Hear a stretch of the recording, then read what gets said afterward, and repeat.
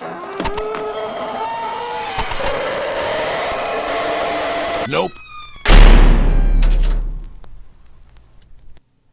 Hello, dear listener, and welcome to today's video.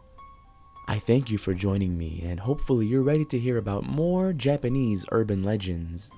Now, in the last video, I mentioned that growing up as an American, you naturally become aware of our own set of urban legends, one of which is Bloody Mary. I'm sure you've heard about it yourself. You go into a bathroom, shut off all the lights, look into the mirror and chant Bloody Mary 3 times. Doing so invokes and summons the spirit of Mary. You may be interested to learn that Japan has its own set of very similar urban legends. Sit back, relax, and get ready to hear about 6 frightening Japanese demons. Number 1. Red Cloak. This urban legend is known by a variety of names: Red Cloak, Red Vest, Red Cape, Aka Manto, and Aka Henten. Manto bears a red cape and white mask. Although this is a male entity, Manto is exclusively found in the women's restroom, doing his best to entice his female victims. In his life, Manto was so charming and handsome that he was essentially irresistible. In fact, so many young women were falling deeply in love with him that he was forced to wear the white mask. One day, he kidnapped a young woman, or perhaps simply enticed her to run away with him, and was never seen again. That is until the legend of Red Cloak arose. Manto is said to emerge from the last stall in the woman's room and begin asking his prey the same type of question.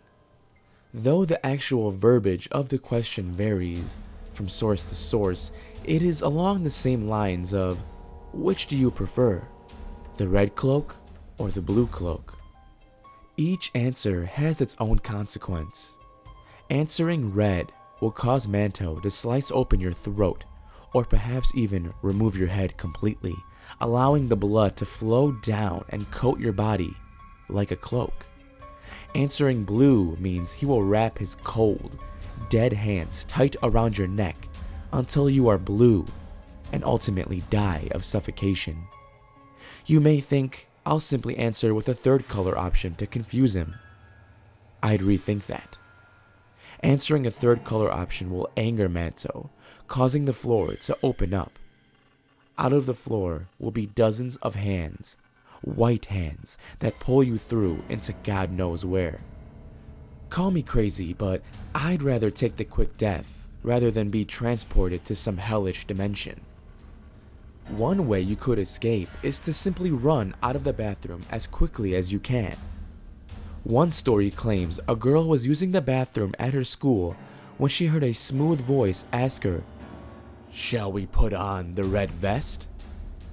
The girl immediately ran out of the bathroom, weeping with her pants still around her ankles.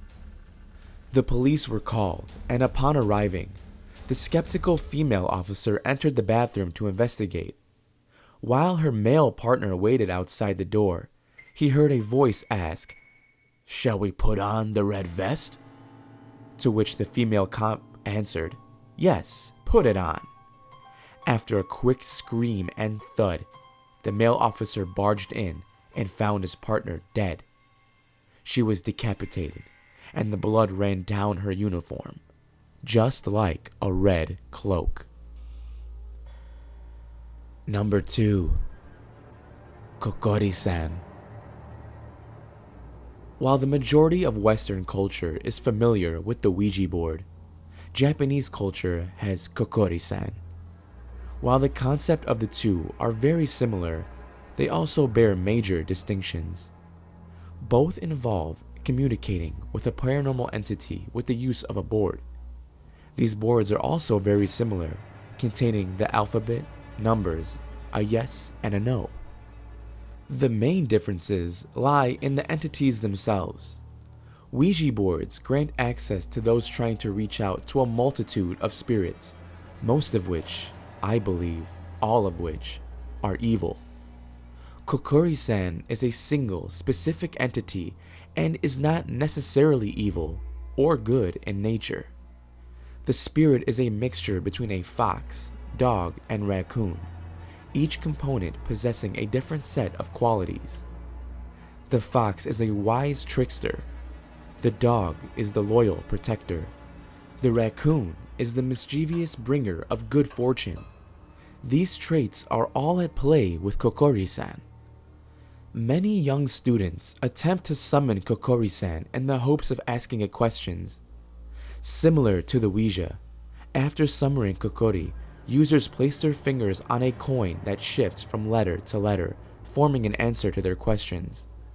When they are done, they must command Kokori to return back home. After that, the board must be destroyed and the coin must be spent before the end of the next day. The problem, unlike Ouijas, doesn't relate to evil spirits, the risk of possession, etc., but instead the fact that Kokori cannot always be trusted. Not to say that it will always lie, per se, but it has been known to give answers that only reflect a semblance of the truth. Answers that cause the asker a great deal of stress, anxiety, anger, confusion, and heartbreak. On a side note, I myself, as a Bible-believing Christian, urge anyone listening to avoid any form of communication with spirits or the like. Just because this urban legend claims the spirit is not innately sinister, doesn't mean that creating a window of communication with it is safe. Any form of communication you create with spirits, whether you believe them to be good or not, leaves you vulnerable to a wide array of harm, physically, mentally, spiritually, and emotionally. Please, dear listener, don't let your curiosity get you in any trouble. Number 3. The Slit-Mouthed Woman. Often referred to as the Slit-Mouthed Woman, the story of Kuchisakeonna revolves around a disfigured Japanese woman equipped with a large pair of scissors, which she uses to harm her victims. Believed to be wandering the streets of Japan, the slit-mouthed woman dons a surgical mask as she hunts, which hides the open gash that splits her face apart from ear to ear. Stories of her origin vary and include botched plastic surgery, a car accident, and even self-mutilation. She was first seen in 1979 and was believed to primarily focus her particular brand of horror on unsuspecting children. If one was to cross her path, she will stop them and ask a single question: "Am I pretty?" Before you have time to respond, she removes her mask to reveal her gruesome disfigurement. Through her widened smile, her razor-like teeth and eerily long tongue will become visible. Your fate lies in how you choose to answer, though it is somewhat of a lose-lose situation. You could say no. Your death will be swift, as she uses her large scissors to swiftly cut off your head. You could say yes. You will live, but only after Kuchisake slits open your face as well, causing you to bear the same monstrous wound. You could run, or rather, try to run, which will only anger the mad woman, causing her to chase you down and slice you clean in half. The only hope you have to survive an encounter with the slit-mouthed woman is to give an obscure answer. Maybe you are? Sort of, I guess, something along those lines. Do it right and you'll hopefully confuse her, buying you just enough time to escape before her blades rip through you. Number 4. Hanako. You truly aren't safe anywhere in Japan. Nicknamed the bathroom ghost, Hanako resides where you are often at your most vulnerable. Stories of bathroom ghosts are prevalent not only in Japanese lore, but in many other cultures, including the US. But of all those ghosts, Hanako is more than likely the most notorious, and is most comparable to the American legend of Bloody Mary due to the fact that they both must be called upon or summoned before they can wreak their havoc. Hanako is summoned by finding her stall in any given bathroom, though many sources suggest that it only works in the woman's room. Hanako's stall can be identified by finding any malfunctioning toilet that bears an out-of-order sign on the door. Once found, the summoner must knock on the door 3 times and ask, "Are you there, Hanako-san?" If you're lucky, nothing will happen. But if you are unfortunate enough to get what you foolishly asked for, you will hear an answer. "Yes, I am here." At this point, your fate is unknown. Stories of consequences vary from being dragged into the stall and facing a brutal murder to absolutely nothing at all. Some claim Hanako has even been known to act as a protective spirit against bullied children. Number 5. Teke-Teke. Teke-Teke, also referred to as Tek-Tek, describes the anguished spirit of a young woman who was brutally sliced in half at the waist. Though some sources claim otherwise, the majority agree it was due to being struck by a train. Her spirit has been said to move around by dragging the upper half of her body with her unnaturally long arms. She also has the ability to run by applying the weight of her body on her elbows with every stride, creating loud taps and clicks with every step. Thus her name, Tek-Tek, the sound her victims hear as she approaches. The spirit of Tek-Tek is said to be armed with a sharp, saw-like instrument or scythe that she uses on those unfortunate enough to be caught by her. The story that often is told is of a young boy who saw Tek-Tek looking through a window at his school. From his vantage point, she seemed to be a normal girl, leaning on her elbows from the outside of the building, with her hands on her face. She beckoned him to come near, and when he did, she pulled herself up and in through the window, revealing her missing bottom half. Terrified, the boy tried to run. Behind him, the sound of Teke-Teke grew louder and louder until the razor-sharp metal of a scythe carved through him, leaving his body to match that of Tek-Tek's.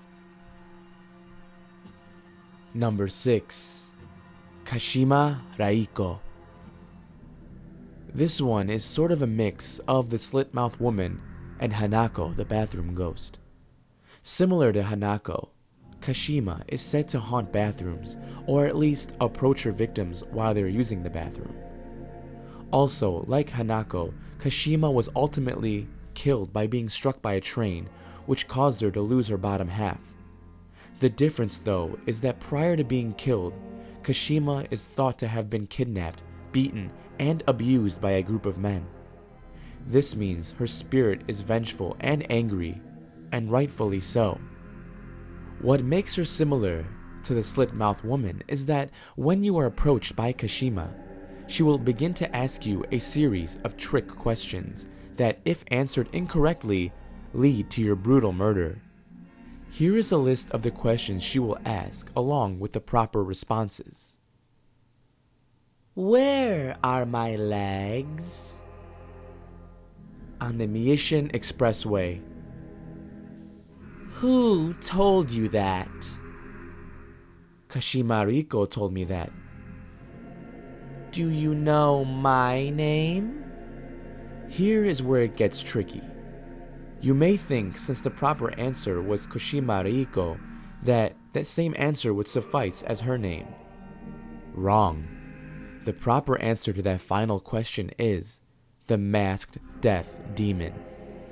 Kashima actually translates to Kamen, which means mask, Shi, which means dead person, and Ma, which means demon. Oh, and one more thing.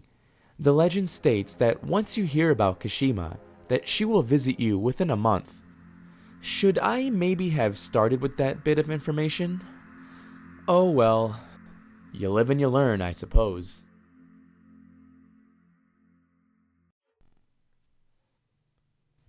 Thank you for listening, and I really hope you enjoyed this week's video. Be ready for the third part of the Japanese Urban Legends series next week. Hey, it's October already, and that means it's the most wonderful time of the year. I don't care what any of those Christmas songs say. To commemorate Halloween month, I will be posting some bonus videos in the coming weeks. Be sure to keep an eye out for those, or better yet, just subscribe to be notified when they're posted. Until then, stay safe, especially in the bathroom, and I'll be seeing you in the next video.